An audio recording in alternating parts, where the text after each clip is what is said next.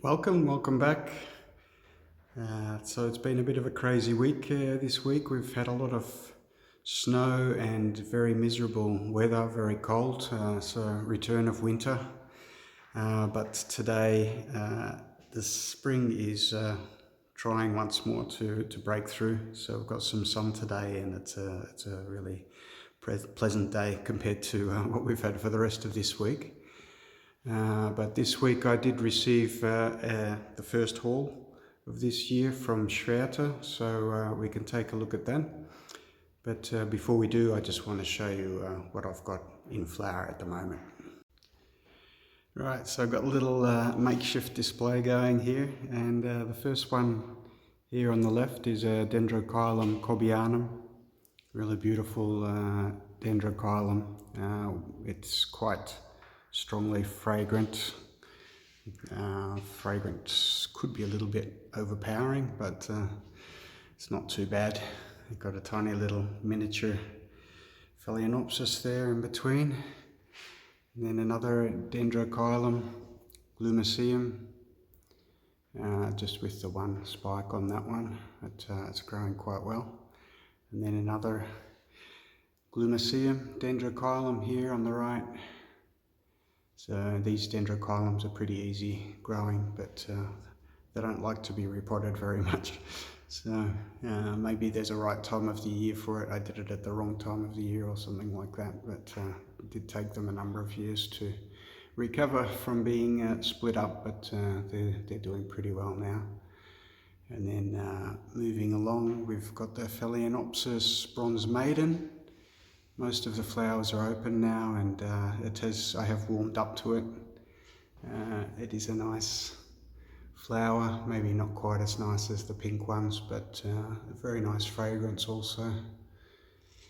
And then we've got Paph Pedro's moon here come into flower again. So it's an armeniacum hybrid with I think primulinum, I think it was, a bit of a funny shape on it, but yeah, you can see where the moon comes from.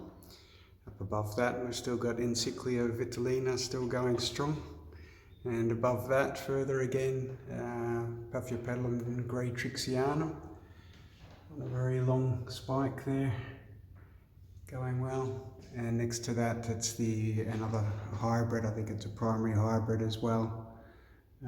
This one is Venustum by primulinum as well, I think. And yeah, I quite like this one. Yeah, it's sort of like a ghostly version of Venustum, so it's a nice one. So yeah, that's what I've got in bloom at the moment. And yeah, let's take a look at the Schwerte haul from a couple of nights ago. Alright, so this is it. First orchid haul of 2023, and it's a pretty big one. From Schwerter ORCHIDEEÄN in Germany. I am a little bit trepidatious about this one because it was very cold the last couple of days. So I hope that everything is going to have survived the cold conditions. So let's open it up and take a look. So there they all are, nestled away in there, neatly packaged. We've got some of the special pots with the holes in them, which I really like for some plants. I've only been able to find them at Schwerte. I'd like to know if anywhere else sells them, but that's the only place I've seen them. So it's a pretty big order, as I mentioned, a total of 13 plants. Couldn't help myself this time. Right, so this is the first one, and it is Paph Gloria Naugle, a very beautiful hybrid of rothschildianum and micranthum, I think it is. So this is a smallish plant. I'd say it's sort of a juvenile stage plant. It looks like it's been freshly potted up, but I was very excited to see this one on offer because it is a very beautiful hybrid, and They are very rarely offered for sale, and when they are, they're usually pretty expensive. But this one was a pretty reasonable price, I think 20 euros. So yeah, really happy to get this one for the collection. Alright, and the next one is another Paph. It's about the same stage as the Gloria Naugle, juvenile hybrid of Lady Isabell by armeniacum, Green Valley. So that's a named clone of armeniacum. And this one is a little Phalaenopsis seedling, species violacea, coerulea, selfing, the letters KF on there, I think. I'm not quite sure what that's referring to, but yeah, the Phalaenopsis have been doing quite well for me. They seem to enjoy my conditions, so and I do like the species, so I thought this one will be a nice one for the collection. And the next one is a little Dendrobium seedling. So this one is smilliae by secundum, two quite closely related species, I believe, and this is a warmer growing hybrid, I would imagine. Both of the species are warmer growing, especially smilliae is lowland tropical, and I think secundum as well. I've seen secundum when I was I've seen secundum as well when I was in Singapore Botanic Gardens. It's quite a widespread species, and smilliae I think maybe less widespread, but it's growing in Australia and Northern Australia and some other places. Very beautiful species, and you might imagine from this that it's a little miniature, but it's not. So this is a tiny little seedling, and it's going to take some years to get up to flowering size, I'd say. So but yeah, hopefully I'll be able to give it the right care to be able to get it to grow rapidly. I didn't have that much luck with Dendrobium since I've been in the Netherlands. They weren't doing well for me over a number of years. They would slowly die off after growing well the first year, and then after that wouldn't be growing so well. But I think that's because I was growing the species which require the cool, dry winter rest with a lot of sun as well. And I think especially the sun was very difficult to give in the winter. But these warmer growing Dendrobiums, I think they grow a bit more similar to Vandas in that they don't need as much of a rest in winter. So yeah, so I'm hopeful that I'll be able to get this to grow. And just to, by way of reference, I've got over here, I've got a antelope Dendrobium, which is another one of the warm growing ones. And this is the canes that it's grown last summer. So you can see that this is doing really well. There goes the bell. So by way of comparison, here we've got the little smilliae by a secundum hybrid here, and here we've got I guess a flowering size antelope, and this little one needs to get to be about that big, so it's got quite a way to go. Alright, so the next one is a Cattleya. It's a little Cattleya species deckeri, coerulea variety. It doesn't stay little, it gets to be pretty large like most Cattleyas, so this is just a tiny little seedling, and it's closely related to Borringiana and Skinneri. They're sort of together in that Central American group of Cattleyas. And yeah, I think the coerulea form is a very nice one. Sounds like the cat wants to go back out into the cold again.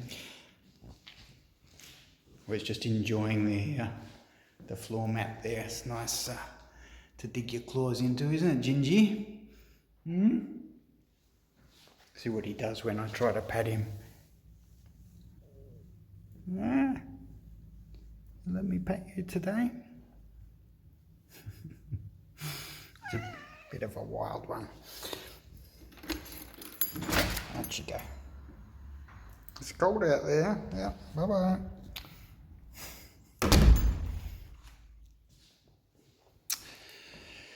Right, so where was I with this one?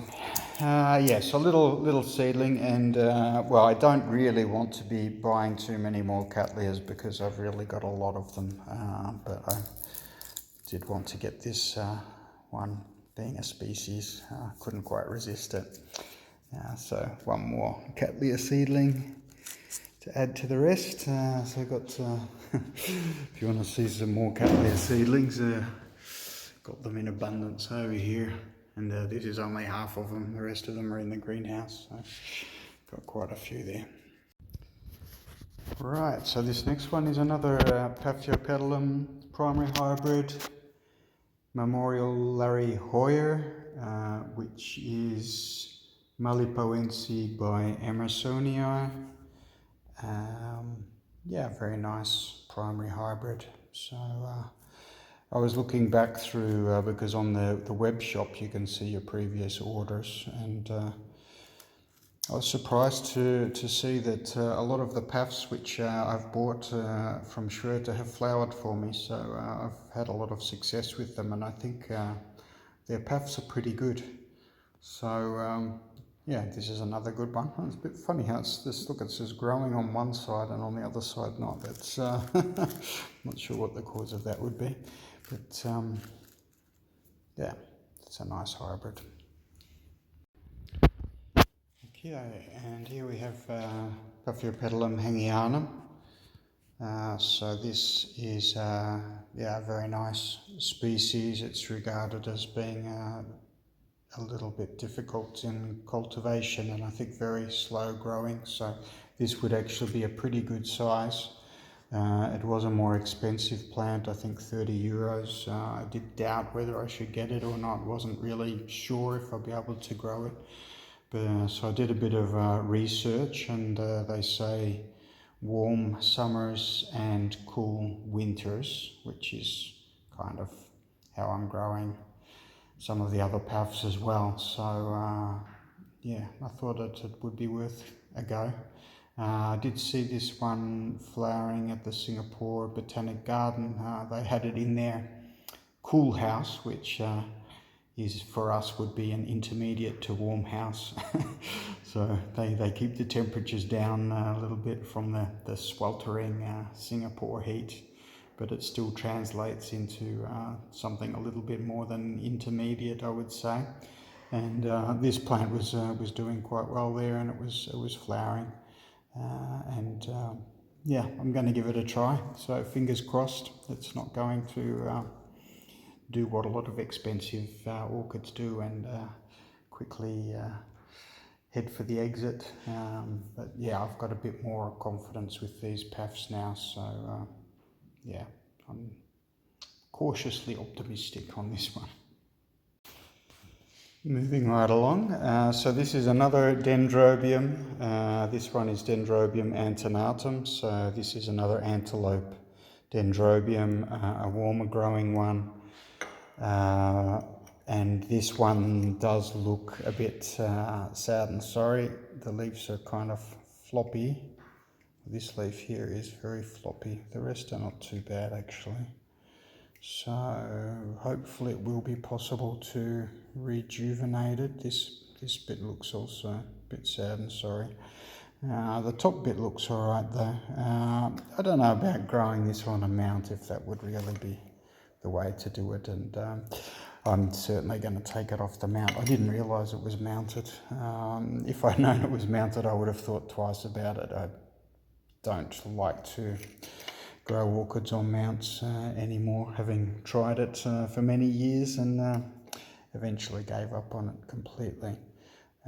So I'll have to figure out what to do, but it doesn't look like it's too firmly attached, so I might be able to get it off without too much difficulty. But this will be another warm grower, lots of sun.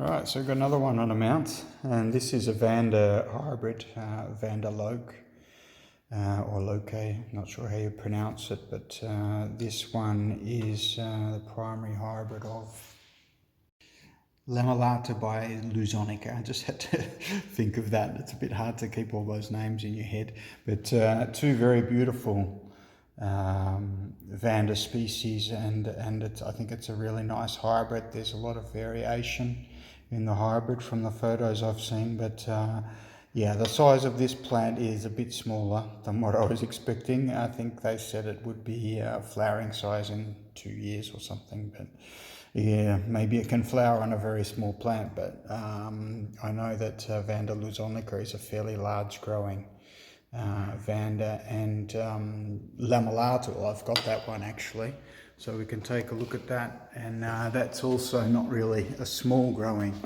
Vanda. So this is Lamellata here. We can bring it over to compare, and this one isn't flowering size yet. I've had it for 3 years, I guess. So if this will be flowering size in 2 years, I don't think so. I think this is at least 5 years from flowering size, especially in the conditions here. I mean, we're not able to give them the type of tropical conditions where they grow much faster and grow all year round. Here in Northern Europe, or most people aren't able to. I'm certainly not able to. So they do slow right down during the winter, and they don't grow anywhere near as fast as they would be growing in Singapore or Florida or the north of Australia, those type of areas. So yeah, I think this has got quite some way to go, but anyway, I do like them, so here it is, I've got it. Right, so the next one is another one in the Vanda family. It's Ascocentrum garayi. How would you say that? Garayi? Ascocentrum garayi, something like that. Bit of a tongue twister. And this should be about flowering size, I guess. It was listed as flowering size, and it looks like it's okay. But yeah, what I do notice is these roots are quite thin and dehydrated. This root here is a bit thicker at the back. That's probably the best root on it. So just to give a comparison, this is another Ascocentrum. I've got Ampullaceum. So this is the pink flowered one. Garayi is the an orange flowered one. But you can see the one I'm growing, the roots are much thicker than the ones here, and not looking so dehydrated, and that's the the water vase culture.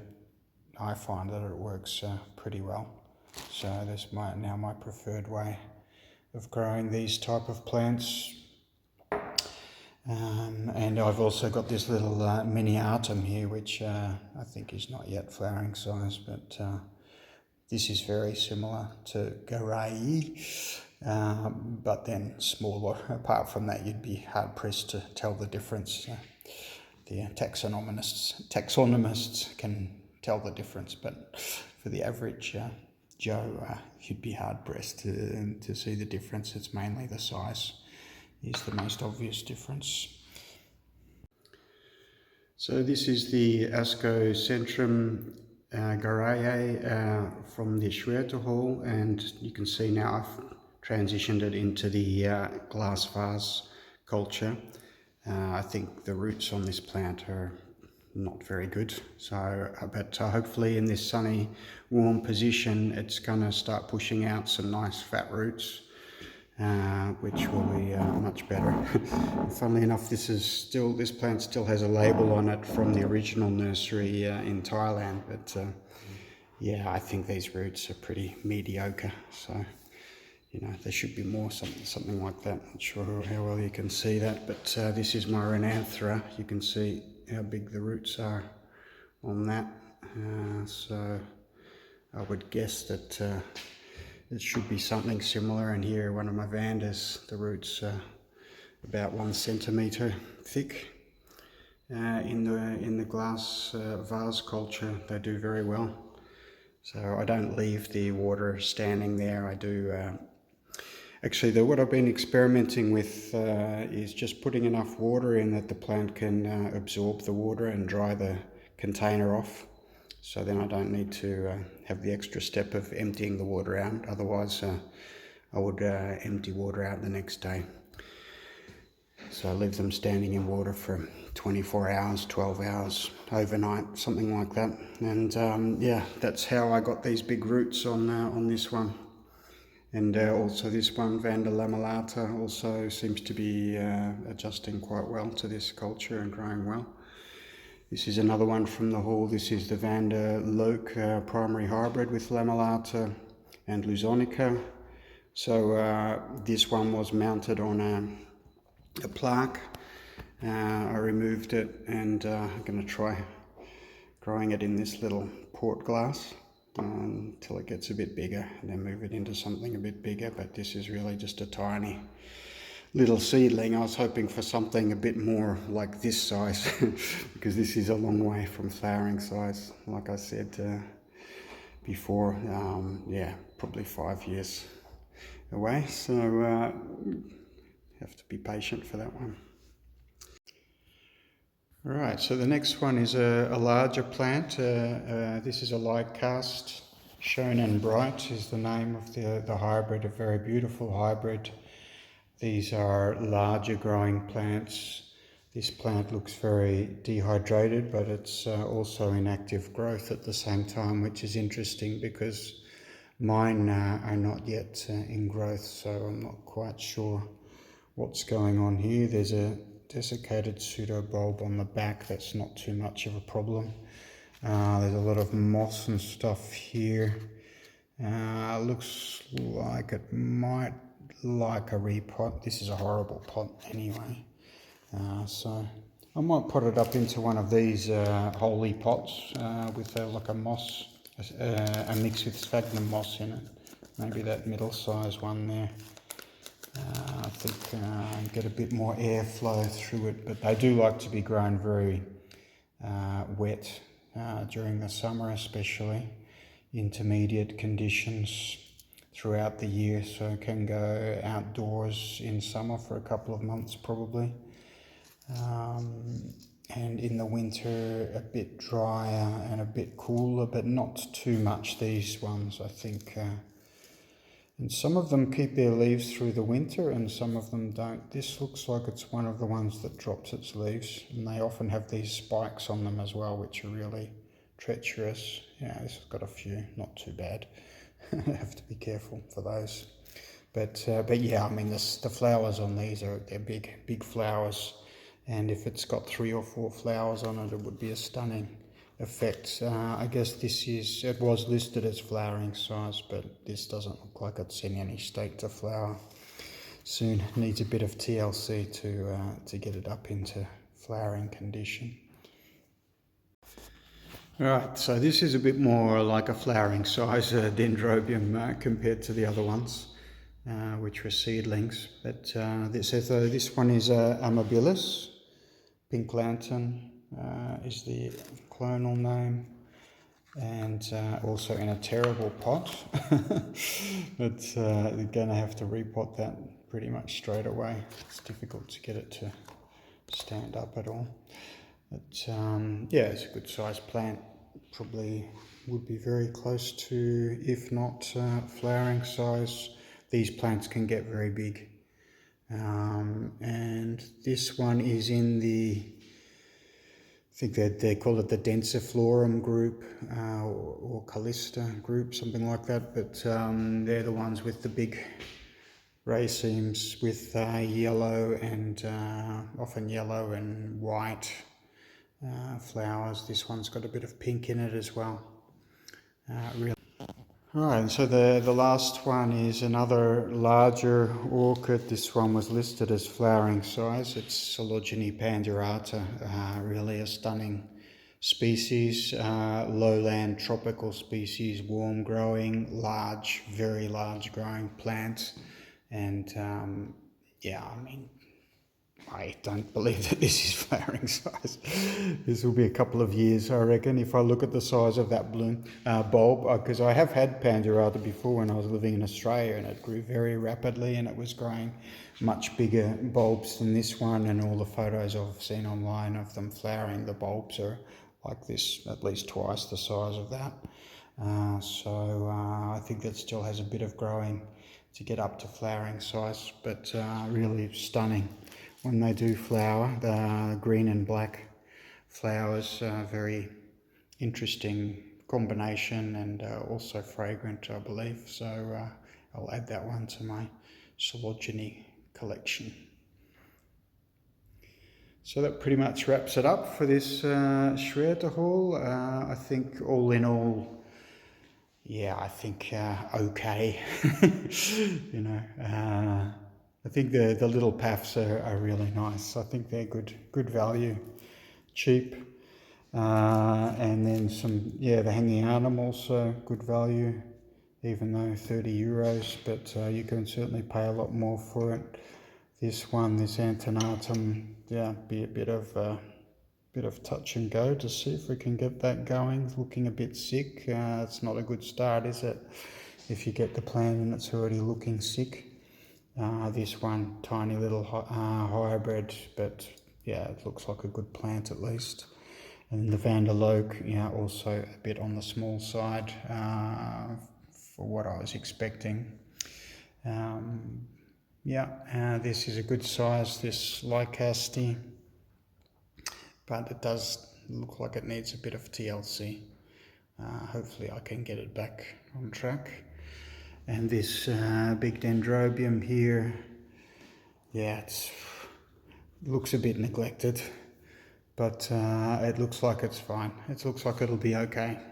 They're tough plants anyway, so should be possible to get that one back, hopefully. Fingers crossed. And this Coelogyne, again, really a bit on the small side, but I think price-wise, it's about what you could expect for the 25 euros. You wouldn't expect a much larger plant than that, and hopefully this will be a good begin, and they can grow quite vigorously. So yes, all in all, pretty happy with it. No major grumbles.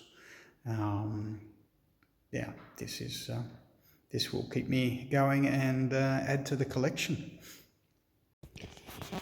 Right, so I've decided to repot a few of these plants so we can take a look what they look like out of the pot. And this is the Lycaste. It does have root tips, growing root tips on it, so it's very good. This is a very fine moisture retentive mix. I think I'm going to put it into a sphagnum, a mix with a bit of sphagnum in it. That does quite well for me with these types of plants.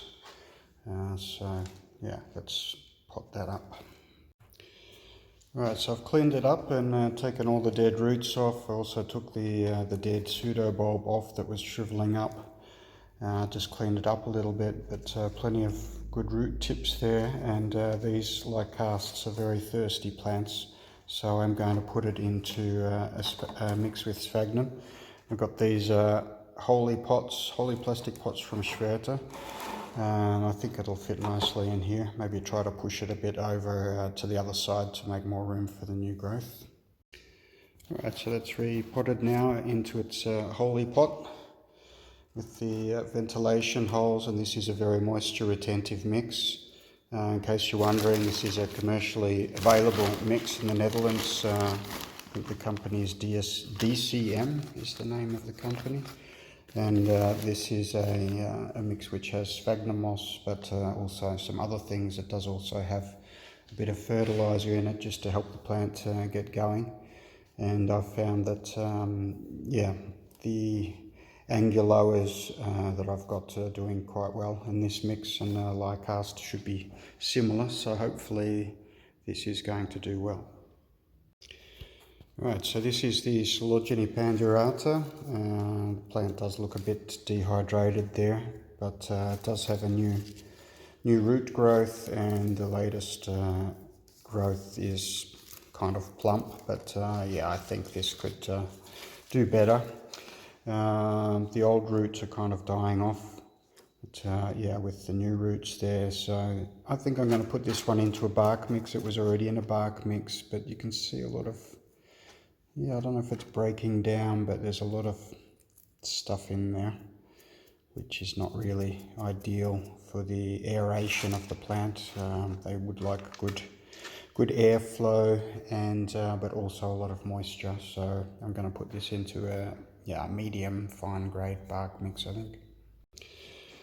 Alright, so this is a plant with an ascending rhizome. So trick is to pot it deep into the pot to cater for that, and I'm going to put it into a fairly small pot. This is still really a juvenile plant, a long way from maturity. And yeah, so I think the airflow pot is also a good idea for this one. I have tried them in coelogynes in the sphagnum mix, but they didn't really seem to like it. So I think bark is preferred by me for coelogynes. Right, so Coelogyne pandurata is potted up now. It's in a medium fine grade bark mix. You can see as you get to the bottom of the bag of the bark, you get a lot of this sort of powder type of stuff, and this is the stuff which will break down very quickly and add a lot of moisture retaining qualities, which may or may not be a good thing, but I think generally speaking you don't want this powder in your pot too much. So I do try to kind of separate it as I'm taking it out of the bag. This is also from DCM, so they've got two different brands, two different products there. One is the bark based product and the other is sphagnum. And they're, you know, they're a lot cheaper than the stuff that you get from the orchid nurseries, but they work pretty well. But what they don't have, unfortunately, is the more coarse grade bark like this, very coarse grade, or even medium grade. It's a bit coarser than what we're getting here from DCM. So unfortunately, these types of products are not really that readily available since Corona, unfortunately. So it's a little bit can be a bit hard to get hold of them, but I've still got some supplies left over, fortunately. Right, so the next one is the Dendrobium amabile. So this was in this little black plastic pot here, and you can see it's totally root bound in here, which is good. Dendrobiums like to be root bound like this, that's not a problem.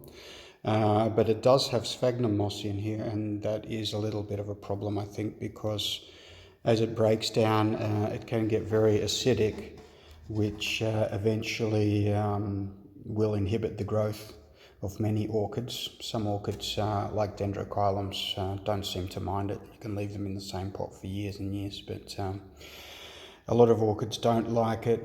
These dendrobiums are tough plants, so probably can take it to some extent, but yeah, I think I'd rather get it out of the sphagnum and into something else.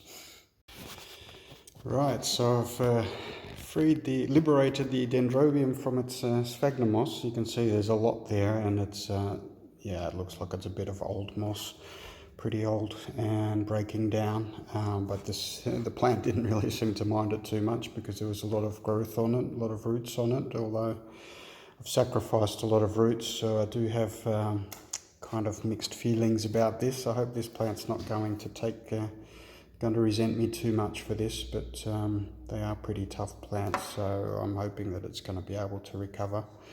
And yeah, I am a bit in two minds about how to pot this up. Yeah, potting it up in a sphagnum mix, it's not really something that I would generally do with this type of dendrobium. I like to be a bit drier in winter, especially, I think. So yeah, it'll probably be another bark mix, I think. Alright, so this is the Dendrobium amabile. It's been repotted now. So I did put some of these pebbles in the bottom of the pot to add some weight, because it's quite a top heavy plant, and especially as it gets larger, it's going to be hard to keep it upright. So sometimes I like to put a bit of weight into the bottom of the pot to counteract the top heaviness of the plant.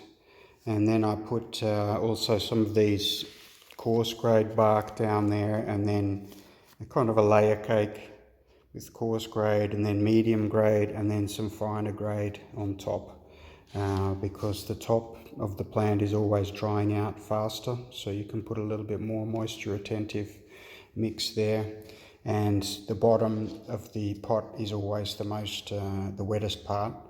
That's where you often see root rot in the center of the bottom of the pot. So that's the wettest part of the pot, which dries out slowest. So this technique is trying to counteract that. I decided not to put this one into a holy pot because I think it might be drying out too fast. So yeah, there are no hard and fast rules. It's just do it by how I feel is going to be the best setup, and then see how it goes. Sometimes you make mistakes, and then you see soon enough if the plants start looking really unhappy, then pull it out and put it into something else. But I think this one is going to be a very free draining mix, so that will allow me to water it a bit more often. I think they do like to start dry out a bit in between waterings. The culture is not that dissimilar from Cattleyas, I believe. I haven't really tried this type of Dendrobium before, so yeah, we'll see how it goes. So there's the three of them after the repot. They do look happier, don't they? Aesthetically, they look a bit better than in those ugly pots that they came in. And hopefully the fresh mix and coming into the growing season is going to do them well. And yeah, I just wanted to say that with regards to watering, of course, us amateur growers have a tendency to overwater. And the water is a bit like heat in the sense that it's easier to add it than to take it away. So that's why you want, a lot of orchids like to be in a fresh mix, because as the mix starts to break down, it starts to hold a lot more water, and you need to adjust your watering for that. But also at some point it starts to get very acidic. So then you really need to repot your orchids.